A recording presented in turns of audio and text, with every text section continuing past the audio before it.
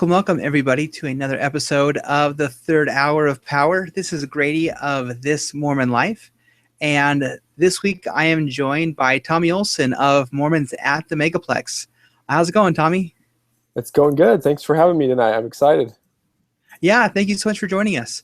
Tell me a little bit about Mormons at the Megaplex. I know, but people listening might not. So Yeah, for sure. So Mormons at the Megaplex, we are a website that reviews Hollywood films from an LDS perspective and also a Christian perspective as well, where we give it an artistic kind of art review of production values and things, but then we also try to give some spiritual reviews, some of the more spiritual themes from the movies, and then topping it off with some tidbits about whether it's appropriate enough for families or kids, if you should just go as as for a date night, or if you should take the kids. So that's kind of what the site consists of.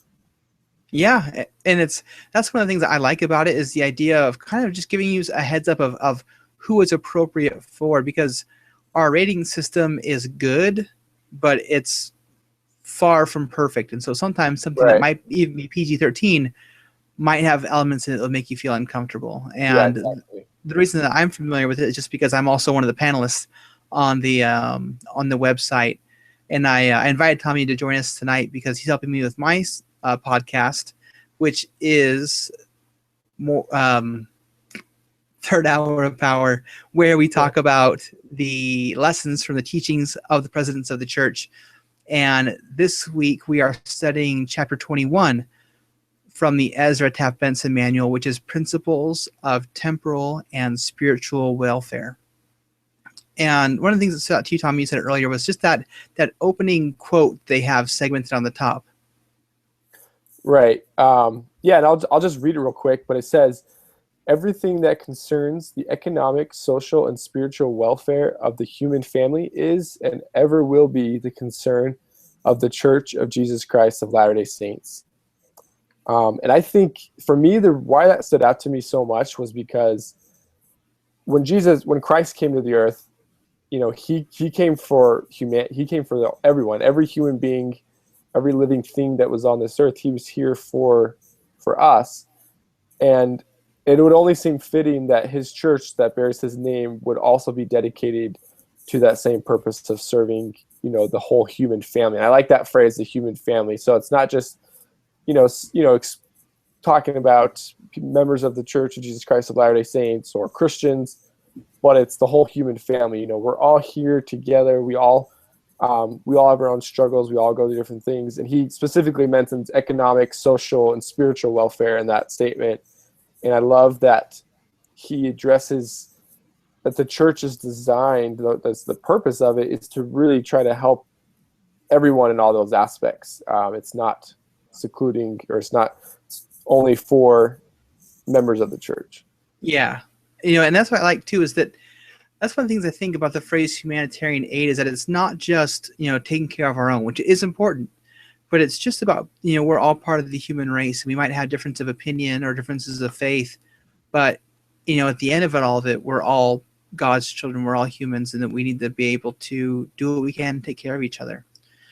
One of the first lessons we had from Ezra Taft Benson talked about prayer and him going to deliver humanitarian aid to the people that were in war-torn Germany, and just the miracles that happened to be able to deliver that. And part of what helped that is that the church had started their own humanitarian aid program or welfare program about 10 years earlier. It says in the beginning of the lesson, talks about it, that in 1936, as people all over the world were struggling from the economic challenges of the Great Depression, the first presidency introduced a new welfare program, and they called it the Church Security Plan. And it was established to not provide handouts for people in need, but to help people to help themselves. Mm-hmm.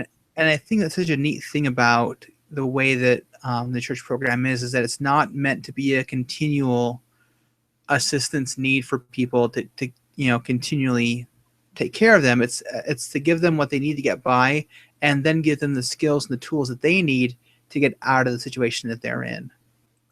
Right, and I that's what I really liked about it too.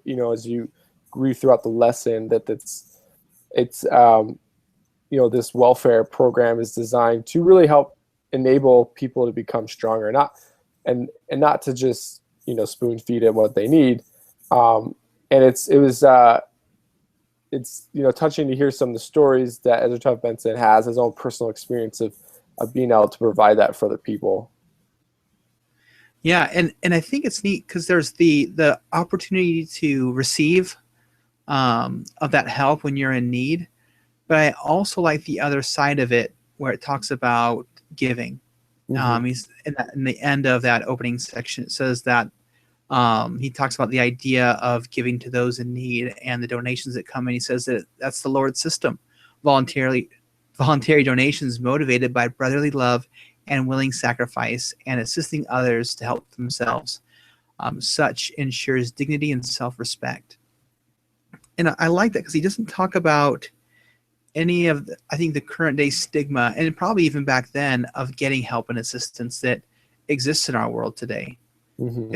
It seems like if you accept help from anyone else, it means you've failed at some portion of your life.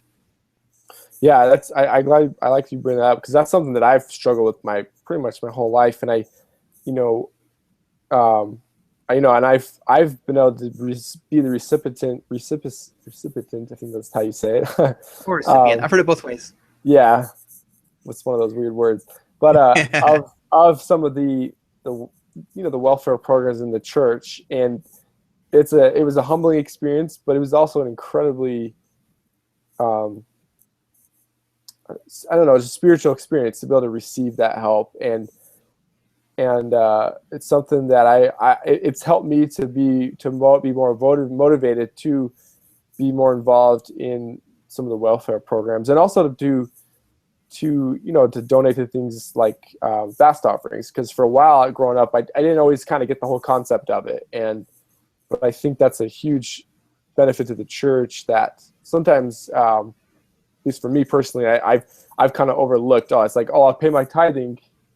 Sometimes you forget about the fast offering part of it. Yeah, that was always, I always like that in Malachi where it talks about, it's, you've robbed me in tithes and offerings. So they're separate things. But it's something that we can give, and we can know that what we're giving is being directed by the Lord to give to those who truly are in need. And Right. and it's a humbling experience. I remember there was a time where we were sitting with our bishop, and he was asking us, if you guys needed help. He asked us, how are you guys doing financially? And I said, oh, we're doing okay. And he says, okay, but if you guys were in help, you'd ask, right? And it was so funny because my wife both answered at the same time, and she says yes, and I go nope. And it was just that honest answer. It's like, I am too prideful to ask for help right now, and I probably could have, used something, but I was too prideful to ask. And it was just a few months later where I did have to come to his office and ask for help. And it was extremely humbling. And Yeah. just the love that my bishop showed me and the patience he showed me and his willingness to help, it kind of reminded me of the Savior and the idea that there's things in our lives that are holding us back, and we're sometimes afraid to take them to the Lord because we're ashamed of what we've done. We feel like maybe we failed. But then when we go to him and we express our concern, he loves us, and he makes us feel better, and he relieves our burdens. Right. It's interesting because my experience was almost similar. My wife and I had a similar experience, and for me, it was, I had this shame or this guilt that I was carrying around that I had to ask for help. But it was just like you said, I felt so much love from my bishop. And I felt like that's exactly the way it is with the Savior. He's waiting for us to ask for that help. But I love something about the way that, these programs are structured is that they're designed to not just, like I said, spoon feed us what we need, but give us the tools and resources to actually kind of get back on our feet and find ways to work again. And I love how, like with the bishop's storehouse, you go and you go and work it there, and you put in some hours there, and then you're able to get the food you need or the other resources you need. But it's not you work for it, and it makes it so much more meaningful when you do that. Yeah, one of the things it talks about too in this lesson is just the idea of hard work and how it is gratifying to perform. Because there's a sense of depression involved with being out of work and being out of the job. I remember being in an elders quorum presidency and talking with members of my quorum that were out of work, and just the like we talked about, that sense of failure, that I'm supposed to be the provider and I can't provide. But it's a smart bishop will take those that are receiving assistance from the ward and find a way to put them to work. Mm-hmm. um, of course, trying to help them to find gainful employment again, but in the meantime, asking them to serve in the bishop's storehouse, asking them to serve in the temple, doing those things so that they still get the feeling that they are making positive contributions to society. And Right. that's invigorating for the human spirit to be able to do that. Yeah. One thing President Benson mentions, that another statement that I love, he talks about, he says, energetic, purposeful work leads to vigorous health, praiseworthy achievement, a clear conscience, and refreshing sleep. And I love that he points out a few different specific things: the health, praiseworthy achievement, clear conscience, and refreshing sleep. And I like that there's, not that you necessarily experience all those at once. Sometimes you can, but I've definitely been able to see those blessings in my life when I've put in purposeful work, doing things that are meaningful, and not necessarily like creating a busy life, so where you're just too busy to do anything. I don't think that's what that means, but I think it means doing the best work you can in whatever area you're at. So if you're at your job, in your place of employment, putting in your best effort there and be able to walk away from that knowing that you did the best you could, or your calling, or spending time with your family, being with your kids, reaching out to other family members, being able to know that each of those areas of your life that you are doing the best you can to put in that work that's needed. It's such a refreshing thing to be able to go home to sleep. I like how he says refreshing sleep, because I think that's a sleep depravity is something that our society, I think, suffers. I know I definitely do. I think, but when you have that peace of mind that you put in a good day's work and you did the best you could, it helps you sleep at night. And I think that's really important. Yeah, and just the idea that I think just human nature is that we want to create. We Mm-hmm. want to give something to the world, whether that's a physical thing or just emotional change in others. We want to leave this world better because we were in it. Right. And you can't do that staying at home and watching Jerry Springer and Maury.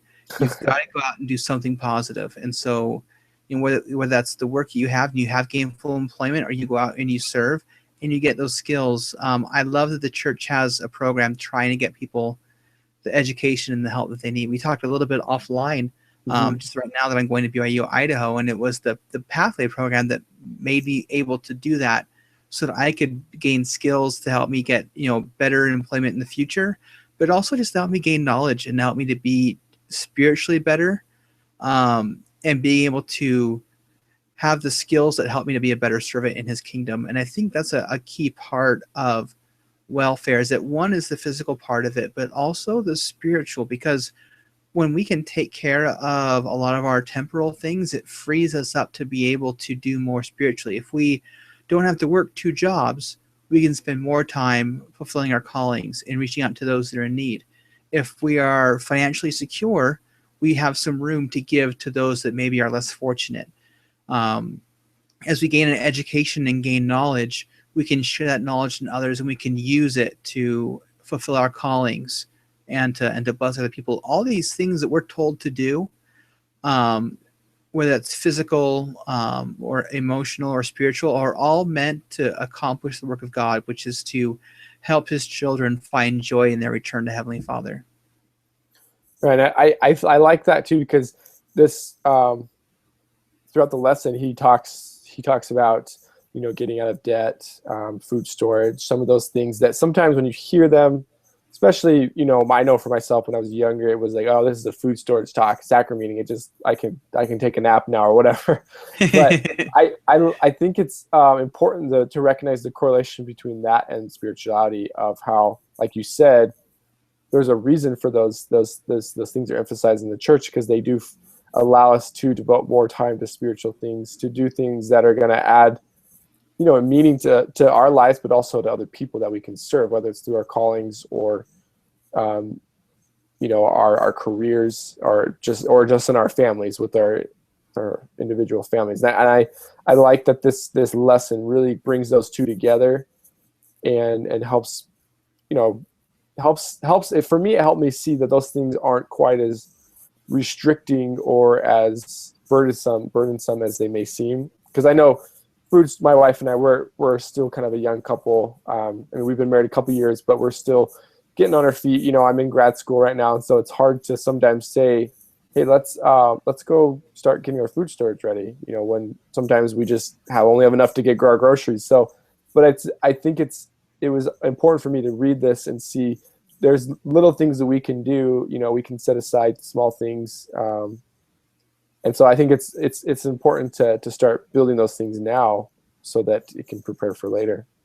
Yeah. So if you're a teacher in this lesson, or if you're participating, the title of it talks about temporal and spiritual welfare, but I would say the content of the lesson does weigh more towards temporal. And so I would really recommend that you bring in more things to help with that spiritual side, because I think it's important that there is a clear correlation between those two, and how one supports the other.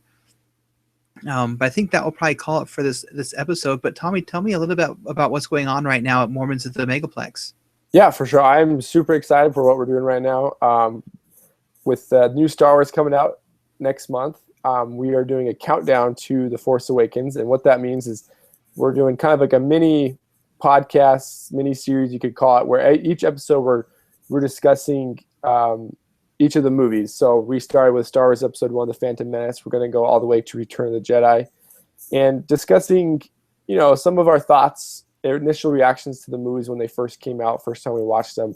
But I think my favorite part of it is discussing the themes of the movies, because Star Wars is so rich in philosophy, and just, George Lucas put a lot of effort into making those, kind of some philosophical movies with really great themes that I feel like can really be applicable to, all of us. And that's probably my favorite part of it, is being able to discuss that. And I'm a huge Star Wars nerd, so it's just fun to be able to talk Star Wars with some friends. And if you love Star Wars, if you're into those things, then come join us. It's Wednesday nights, 8:30 Mountain Time.